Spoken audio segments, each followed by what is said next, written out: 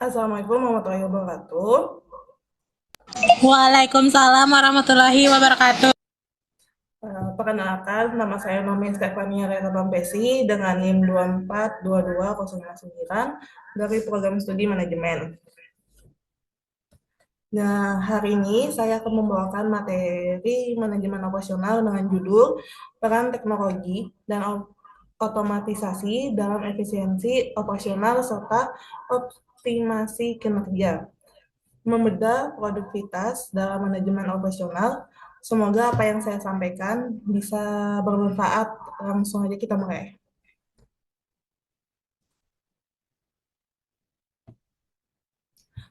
Pertama-tama ada tuh di tujuan presentasi. Tujuan presentasinya, sebelum masuk ke materi ini, saya ingin sampaikan dulu apa yang ingin saya capai lewat presentasi ini. Jadi ada 5 hal yang saya ingin kita sama-sama memahami peran teknologi dan otomatisasi dalam mendorong efisiensi operasional, membedah apa itu produktivitas dan apa saja yang mempengaruhinya. Yang pertama adalah memahami peran teknologi otomatis dalam mendorong efisiensi operasional. Yang kedua adalah membedah konsep produktivitas dan faktor-faktor yang mempengaruhinya. Yang ketiga adalah menguasai strategi optimasi kinerja operasional. Yang keempat adalah mengintegrasikan otomatisasi dengan optimasi produktivitas sebagai satu kesatuan. Yang kelima adalah menerapkan konsep pada kasus nyata. Selanjutnya kita akan membahas tentang gambaran umum. Di gambaran umum ini ada teknologi dan otomatisasi, efisiensi operasional, evaluasi kerja, dan perbaikan berkelanjutan. Supaya lebih mudah dipahami, saya gambarkan dulu alurnya. Di sini ada alur besarnya. Jadi urutannya itu kita mulai dari teknologi, terus otomatisasi itu yang mendorong efisiensi operasional. Efisiensi itu yang bikin produktivitas meningkat dengan dan ujungnya bermuara ke optimasi kinerja. Jadi simpelnya itu semacam pemicu efisiensi. Kalau efisiensinya konsisten, otomatis produktivitas juga ikut naik. Nah, produktivitas yang sudah terukur inilah yang jadi dasar buat terus melakukan optimasi kinerja secara berkelanjutan. Di slide selanjutnya kita akan membahas tentang konsep dasar teknologi dan otomatisasi. Yang pertama itu dari konsep dasarnya, teknologi operasional itu sebenarnya pemanfaatan perangkat keras, perangkat lunak, dan sistem digital untuk mendukung proses produksi dan layanan. Sedangkan otomatisasi itu lebih spesifik lagi, yaitu mengganti aktivitas yang tadinya manual dengan sistem atau mesin yang berjalan otomatis.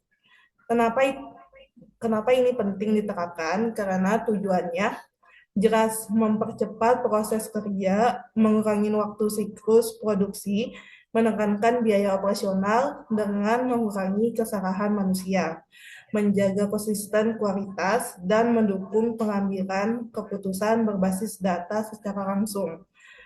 Di slide selanjutnya membahas tentang bentuk-bentuk teknologi otomatisasi.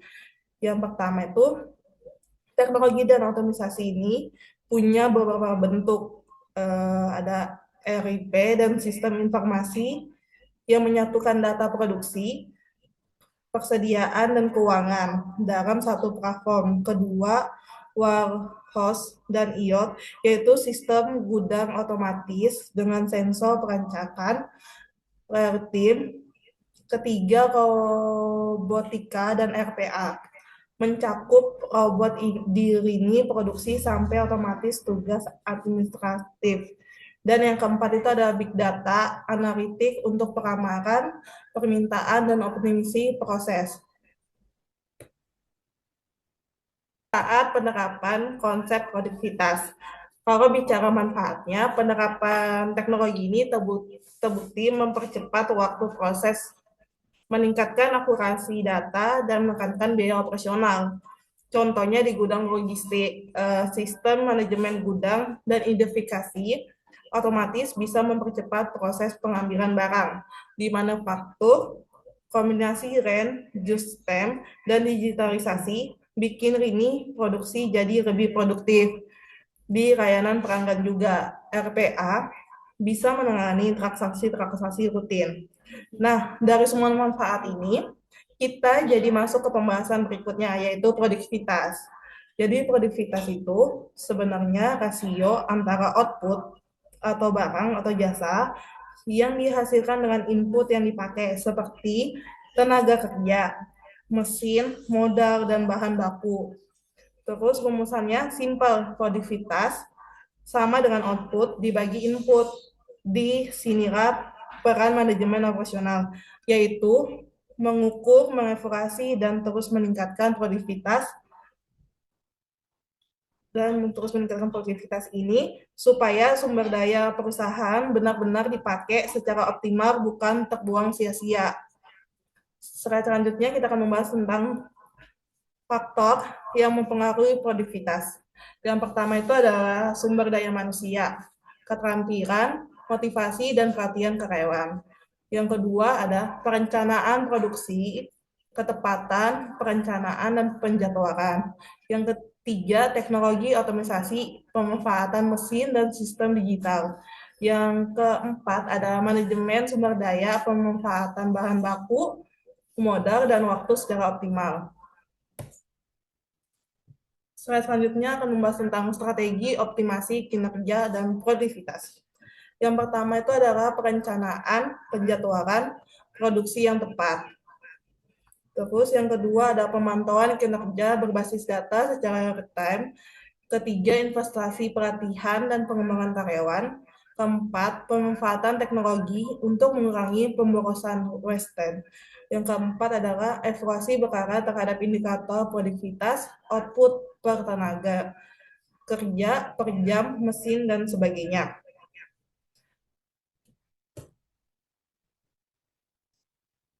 Di slide selanjutnya akan membahas tentang integrasi materi.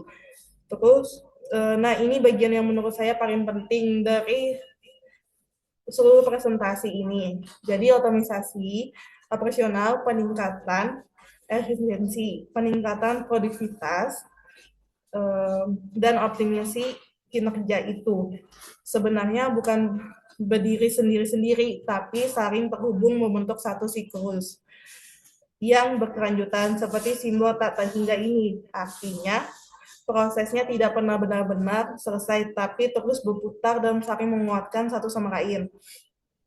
Tapi perlu diingat juga ada faktor-faktor yang justru bisa menurunkan produktivitas kalau tidak diwaspadai, yaitu kegagalan kualitas, terus yang menyebabkan pekerjaan harus diulang, hambatan akhiran seperti antrian, efisiensi kapasitas karena mesin sering rusak, atau menganggur, dan yang terakhir kesalahan manajerial seperti keputusan yang kurang tepat atau karyawan yang berkurang di beda berdayakan. Di slide selanjutnya ada studi kasus produktivitas UMKM yang menerapkan teknologi.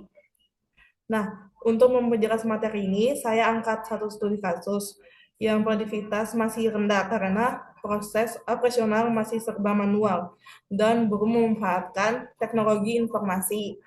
Permasalahannya cukup jelas, perencanaan produksi tidak berdasarkan data permintaan, pengolahan stok masih manual, dan produktivitas karyawan susah diukur. Tapi menariknya dari data yang saya temukan, UMKM sejenis yang sudah menerapkan aplikasi pengolahan stok dan sistem produksi berbasis permintaan itu terbukti bisa meningkatkan efisien dan produktivitas mereka.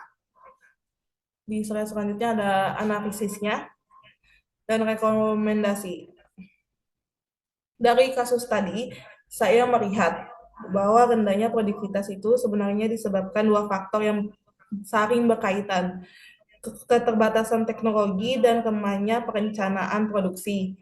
Jadi keduanya memang perlu dibenahi bersama-sama. Tidak bisa cuma salah satu aja.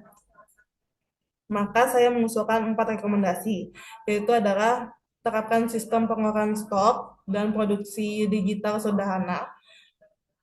Yang kedua, susunan perencanaan produksi berbasis data permintaan. Ketiga, berikan perhatian rutin untuk meningkatkan keterampilan SDM. Yang keempat adalah pantau indikator produktivitas secara berkala sebagai dasar optimasi kinerja.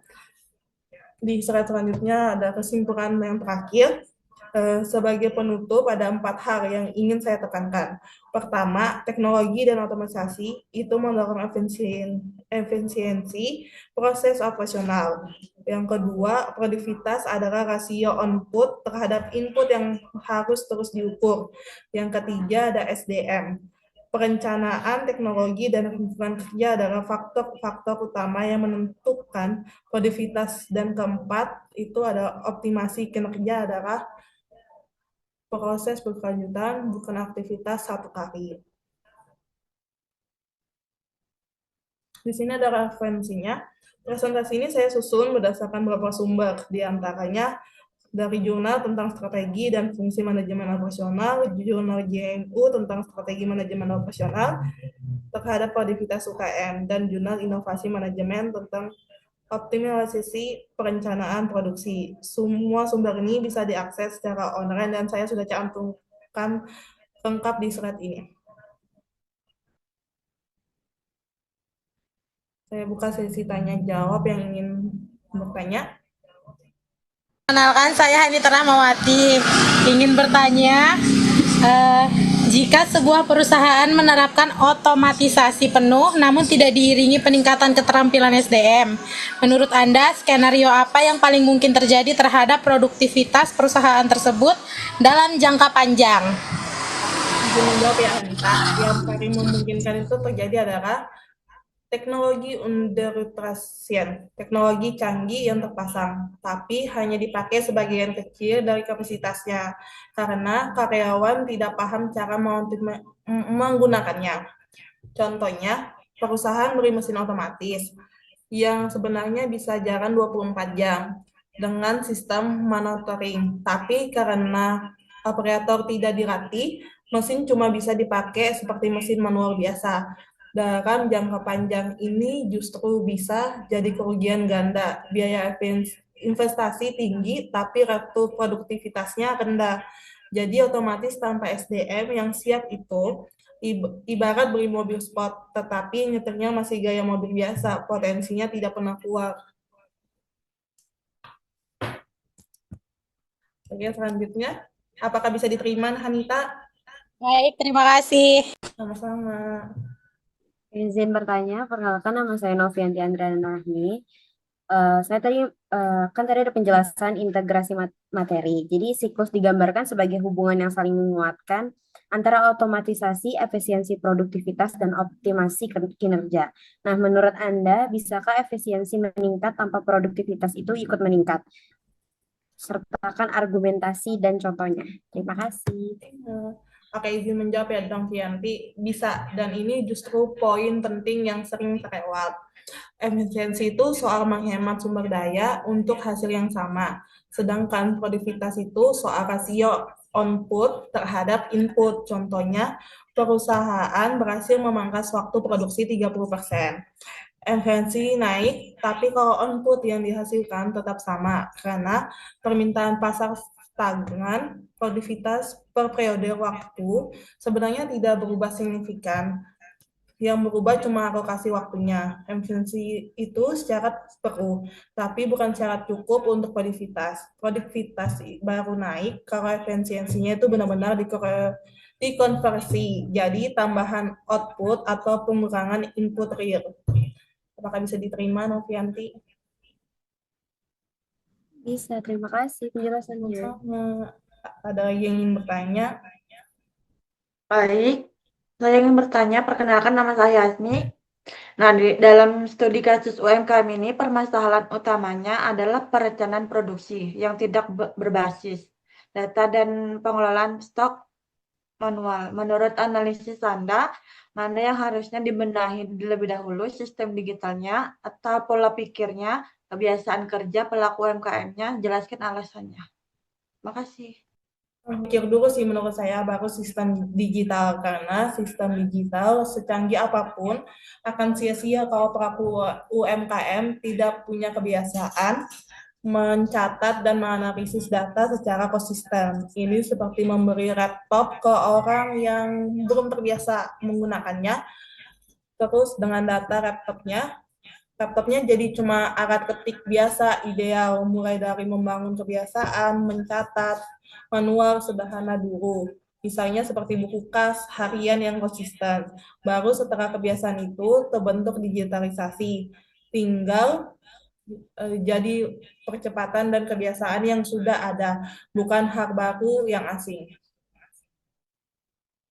Dapat diterima, Asmi. Baik, terima kasih. Sama-sama. Sekian presentasi dari saya. Mohon maaf apabila ada salah kata. Assalamualaikum warahmatullahi wabarakatuh. Waalaikumsalam warahmatullahi wabarakatuh.